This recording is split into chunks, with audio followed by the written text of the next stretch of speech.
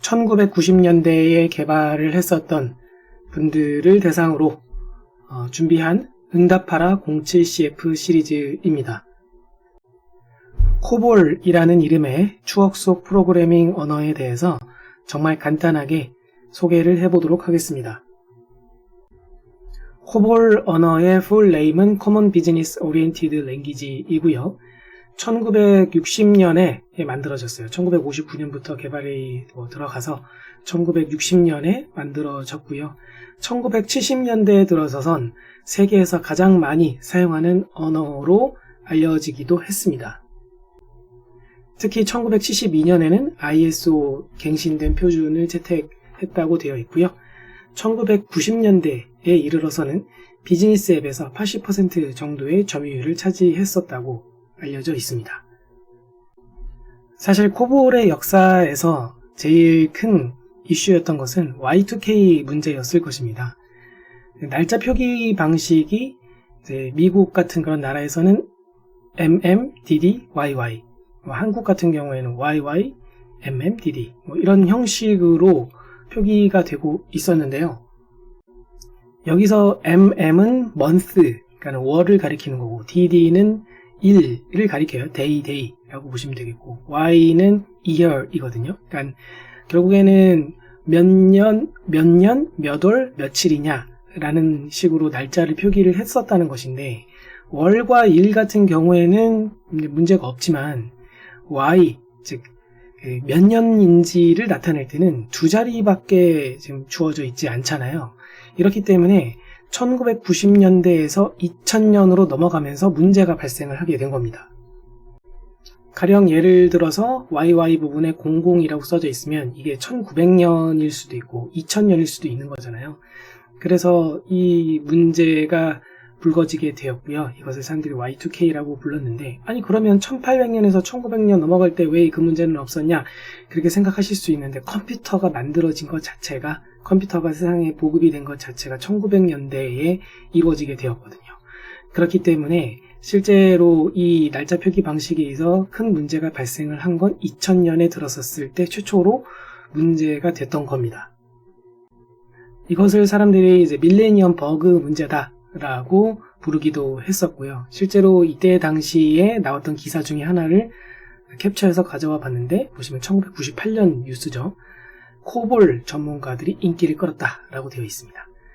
이 Y2K 문제, 밀레니엄 문제, 밀레니엄 버그라고 불렀었던 이 문제 때문에 온 세상이 사실 떠들썩했고요. 뉴스에서도 굉장히 많이 이 문제를 다뤘었습니다. 그리고 이 문제를 해결할 수 있는 당시에 유일한 프로그래밍 언어로 언급되었던 게 코볼이었어요. 코볼 전문가를 잘 영입해서 문제를 사전에 잘 해결한 그 기업들도 있었지만, 그렇지 않은 기업들이 사실 더 많았을 겁니다. 그래서 이 2000년이 되면서 이 세상이 망하는 거 아니냐, 이 세상의 모든 시스템이 멈춰버릴 거고, 그러면은 범죄가 막 들끓게 되면서 이 인류가 멸망할 거야 라는 그런 소문까지 돌 정도로 이 문제가 사람들에게는 공포스럽게 다가오기도 했었어요. 하지만 실제로 2000년이 되어 보니까 걱정했던 만큼 그렇게 큰 문제가 발생하진 않았었습니다. 그게 잘 준비했던 그런 큰 기관이나 기업은 잘 준비를 했었기 때문에 그랬을 수도 있지만, 어쨌든 실제로 뭔가 큰 일이 생기진 않았어요. 그렇다고 해서 문제가 아예 발생을 하지 않았냐, 그건 아니고 이런 문제들이 있었다고 합니다. 예를 들어서 100년치 요금 통지서가 어떤 사람에게는 발송되기도 하고요.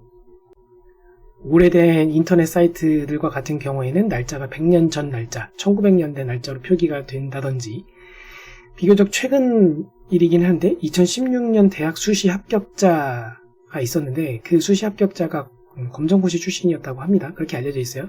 이 합격자 생년이 1901년으로 표기가 됐던 거예요. 2001년생인데 되게 하다 보니까 좀 빠르게 대학 수시 합격을 하게 됐는데, 그러다 보니까 이거에 대한 대비가 잘 되어 있지 않아서 생년이 1901년으로 표기가 되어버리는 그런 일도 있었다고 하고요. 미국과 같은 경우에는 약 120세 내외의 노인들에게 징병 통지서가 발송이 되는 등 이런 해프닝들이 벌어지기도 했다고 합니다. 아무튼지 간에 2000년 전후에 코볼 개발자가 정말 전 세계적으로 큰 인기를 끌었습니다. 이때 아마 코볼 개발자분들은 돈 좀 만졌을 겁니다. 그러면 이제는 코볼 개발자들이 필요 없는 것이냐? 그렇지 않습니다. 현재까지도 계속 코볼 언어는 사용이 되고 있어요. 원래는 객체지향 언어가 아니었지만 시간이 지나면서 객체지향 방식으로 진화된, 객체지향 방식으로 다시 재창조된 코볼 언어가 나오기도 했고, 마이크로 포커스 코볼이라고 불리는 것도 나오기도 했고요. 그러니까 여러 가지 다른 버전으로 분화되어서 코볼이 계속 발전을 해나가고 있습니다. 그렇다면 코볼 언어가 왜 계속해서 사용이 되고 있는 것일까? 그 이유는 여러 가지가 있을 수 있겠지만 두 가지를 짚어보았습니다.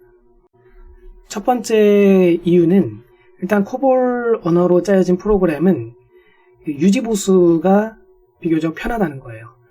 환경이 좀 변화한다 하더라도, 예를 들어서 코볼 언어가, 코볼 프로그램이 작동되는 그 머신이 다소 변화한다 하더라도 코드의 작은 변화만으로도 그 코드를 계속 사용하는 것이 가능하다.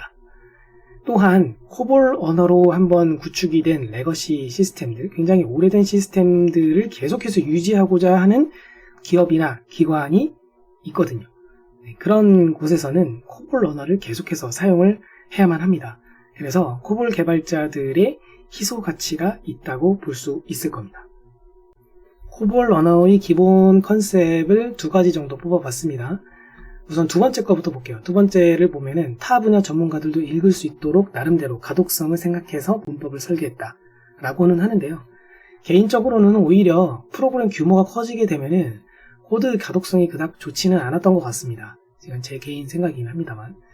그래서 이 첫 번째 컨셉이라고 볼 수 있는 이 녀석이 사실 코볼 언어에 빠져들게 되는, 코볼 개발자들이 코볼이라는 언어를 선택한 가장 큰 이유이지 않을까 싶어요. 컴퓨터 기종이 달라진다 하더라도 코드 변환이 최소화된다는 거. 이것은 엄청난 매력이었던 거죠. 1990년대 개발자만큼은 아니겠지만 현대의 개발자들도 특히 백엔드보다는 특히 이제 프론트엔드 개발자들과 같은 경우에는 앱 개발자, 예를 들어서 그러면 그 디바이스 종류에 따라서 다 이거 테스트해보고 거기 잘 되는지 다 고려를 해서 개발을 해야 되잖아요. 그런 걱정이 다 사라진다고 상상을 해 보십시오. 엄청난 매력이지 않습니까? 그래서 이 90년대 당시에도 컴퓨터 기종에 따른 코드 변환이 최소화될 수 있다는 부분은 굉장한 매력이었습니다. 코볼 언어의 구조는 디비전이라는 단위로 작성이 됩니다. 아이덴티피케이션 디비전, 인바이러먼트 디비전, 데이터 디비전, 그리고 프로시저 디비전이 있습니다. 아이덴티피케이션 디비전에는 프로그램 작성자 정보 등과 같은 일종의 메타 정보가 담길 수 있겠고요. 인바이러먼트 디비전에는 런타임 환경, 실행 환경에 대한 정보를 담음으로써 높은 이식성을 제공하게 됩니다. 데이터 디비전에는 파일이라든지 사용하는 변수 등을 이곳에 나열하게 되겠고요. 프로시저 디비전에서는 프로그램 코드가 적히게 됩니다.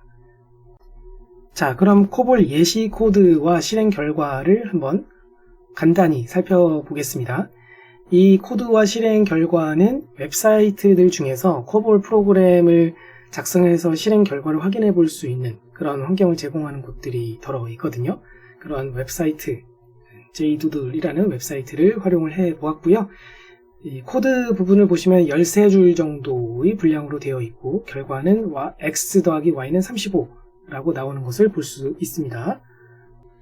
우선 첫 번째 줄을 보시면 Identification Division이라고 되어 있고 세 번째 줄에는 Data Division, 여덟 번째 줄에는 Procedure Division이라고 되어 있고요. 그리고 이 들여쓰기 되어 있는 것들 중에서 13번째 줄에서 들여쓰기 같은 부분에 Stop Run이라고 되어 있죠. 여기까지 해서 프로그램이 마친다 라고 보실 수 있겠습니다. 이 코드는 간단한 예시 코드이기 때문에 Environment Division은 생략되어 있고요. 코볼 언어에서는 특징이 이 각각의 그 줄마다 그 끝에 점으로 끝난다는 거예요. 마치 자연어 텍스트처럼 마침표로서 해당되는 줄을 끝맺음하고 있습니다. 데이터 디비전 부분을 보시면 그 안에 Working Story Section이라는 게 있고 이 안에 변수들을 정의할 수가 있어요. 이걸 보시면은 이게 X, Y, Z라는 세 개의 숫자를 저장할 수 있는 변수들을 만든 거고, 앞에 있는 77이라는 표기는 각각 독립적인 변수라는 그런 의미입니다. 그래서 이 77이라는 그 표기 말고도 다른 또 표기들과 또 해당되는 그 의미가 다 다르기 때문에 자세한 그 문법 이야기는 다른 자료를 참고하시면 될 것 같고, 지금 본 영상은 간단하게 맛배기만 보여주는 그런 영상이거든요. 자, XYZ라는 개별적인 변수들을 만들고 있는 것이고, 그 변수들이 담을 값은 숫자 두 자리다. 그렇게 정의를 한 것이에요. 그 다음에 프로시저 디비전 안에 프로그램 코드가 들어가 있고요. 눈치 빠르신 분이라면 코볼 언어를 모르신 분이라도 아마 이 정도는 어떤 의미인지 알아채셨을 것 같습니다. 9번째 줄과 10번째 줄은 변수 x의 값을 10 넣어라, y의 값을 25 넣어라, 그런 의미겠죠. 그리고 add, 그러니까 더하라는 거잖아요. x랑 y 더해서 그 값을 z에다 넣어라 라는 거거든요. 그리고 display, 화면에 찍는 거죠. C 언어로 따지면 printf 같은 겁니다. x 더하기 y는 이라는 부분은 큰 따옴표로 묶여져 있는 말 그대로 문자열이라고 보시면 되겠고, 그 다음에 z 변수의 값을 이어서 출력하도록 하고 있습니다. 이렇게 함으로써 x 더하기 y는 35라고 찍히게 됩니다. 자, 지금까지 코볼 언어에 대해서 잠시 추억해보는 시간을 가졌습니다. 아까 소개해드린 것처럼 인터넷 웹사이트들 중에서 코볼 프로그램을 간단하게 짜서 테스트해 볼 수 있는 곳들이 덜어 있기 때문에 간만에 추억에 젖어보고 싶은 분들이 있다면 커피 한 잔과 함께 코볼을 보러 잠깐 가보시는 것도 괜찮지 않을까 싶습니다.